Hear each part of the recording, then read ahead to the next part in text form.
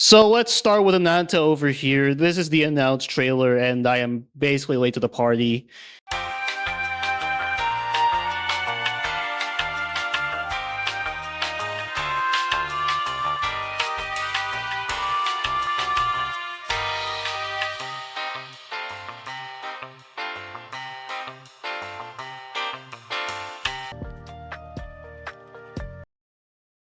I'd say this looks great on paper. In fact, when I heard that this was a Spider-Man game and anime, I said, sure, let's check it out then. So it's called Ananta now, and it'll be released next year. Nice. So the trailer might remind you of a couple things here. GTA 6, Cyberpunk, An illusion, but it's there. It's sort of like a utopia here. I don't mean it in a bad way too, but judging by the trailer I just watched, there's a lot more style and a lot less substance that tells me what I'm really gonna focus on. It's like leaving the door open, and that's a good thing, because this speaks to the ambition of the developers here. After all, at this point, gacha games are becoming more and more expensive as the AAA industry is just progressing with super inflated budgets. So having this be the jack of all trades is just a serious risk, and I applaud them for that. That's innovation right there. But I'm more or less cautious about how the game's gonna turn out from this. Either there could be some unpolished mechanics here or there, or just that a lot of the game is just half-baked, or maybe generated by AI or whatever, which is also not what I'm hoping for. I want to see this game succeed, and I want to see that it just plays, feels, looks incredibly good. And yeah, the Spider-Man mechanics, they're all here. So you have this over here, and it just looks so ambitious. It looks like there is just so much going on, but where's the singular focus that keeps us all together? What villain do you exactly have to fight here? I hope to see those in another trailer, and I'm really expecting like a seriously good twist over here, because I need a twist. To my summary, basically, the game looks beautiful. There's a lot of risk being taken in here, which is amazing, but I exactly don't know how far of the ambition they'll ever get to fully completing, and what kind of major threat we'll be facing.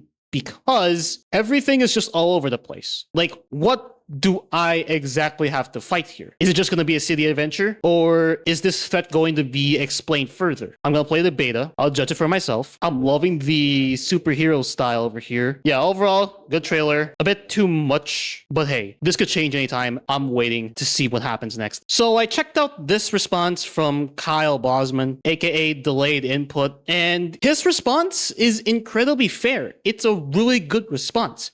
In fact, he was spitting so many facts. I even commented on his video right here. So you know what? Let's check it out.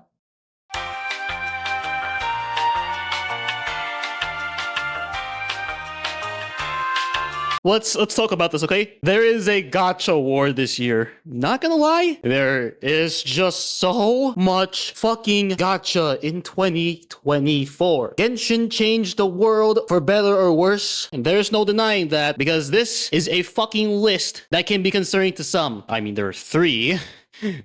There's Genshin Impact, there's Wuthering Waves, there's Endless. But why the fuck is Genshin here? This is from 2020. The fuck is it still here for? I mean, as somebody who still has a Genshin account, this is bullshit. Stop it. I get we all like free Primo Gems, but a lot of people are sick and fucking tired of this game at some point. We'll always get them later. We'll always find another way to get them. Alright, maybe best ongoing game. But yeah, for some reason it's over here and people are fucking mad. That's fair enough as well. So you know what? Be on your way, have your own thoughts. That's all I can say here. But for me personally, we are in the fucking gacha war this year. I have to be honest. I'm not familiar with Wuthering Waves. I went to the website to try to understand what this game is about, and you go there and the first thing you see is get up to 108 free polls. Remember the launch period? Wuthering Waves, whether people like it or not, yes, they gave a lot of free shit. And this is fair advertising. Get up to 108 free polls, I'm not kidding. You may or may not recall a game that was previously known as Project Mugen. It has a new title now, Ananta. But this trailer they put out this week is maybe one of the most interesting trailers I've seen all year. Go back to last year's Project Mugen trailer. You look at it, you label this game as a service, anime, Spider-Man. Had this kind of semi-dramatic vibe that you're just kind of used to. So here we are, 15 months later, and this release date announcement trailer is very clearly, shrewdly cribbing from GTA 6's trailer. Their goal is very clearly to evoke GTA 6, but anime. And the weird thing is, I think it kind of works for the most part. And when you look at the designs of the characters in this game, they simply don't stand out. It's getting hard for me to tell the difference of characters between this and Zenless Zone Zero and Wuthering Waves and Genshin Impact and Honkai Star Rail. Absolutely 100% fair. It's the same goddamn style we're all accustomed to. That's not a bad thing, sure. But is it noticeable? Yes. Now, whether the graphic style is the same is up to you, but Zenless is a bit more grainy than, say, Genshin, Starware, Wuthering Waves. And there are other games like Nikkei, Reverse 1999 that have fully 2D looks. But in terms of design philosophy, he's right. They all feel the same. Why? Because of those design philosophies. Like, yeah, all of these appeal to the same kind of demographic. Since Genshin came out in 2020, there was a lot of time before everybody else catched up. And now that there's like an overabundance of Genshin-like games, the cracks are starting to show. And it's made this feeling that just speaks homogenization. The process of making things uniform or similar. Because that's basically the state of gacha industry today. It's just, we go ahead and roll for one character that looks like this and looks like that. If they look the same, who gives a shit? Roll and roll and roll! Spend $10 to $50 if I have to! Yippee, I get her! And a month later, aw man, she's obsolete now. Time to roll again! Roll, roll, and roll, and roll until you're fucking in depth. One eternity later. It does have some of the coolest shots I've seen in a trailer in a long time. Like this high-speed walking toilet chase. Watch how this guy closes the car door. Now, I kind of feel like the inertia would have naturally closed that door anyway, but you've got a guy with laser rope powers, might as well make him use them at any given chance. And we call True. Very fucking true. Yeah. Like, the trailer looks really good and all.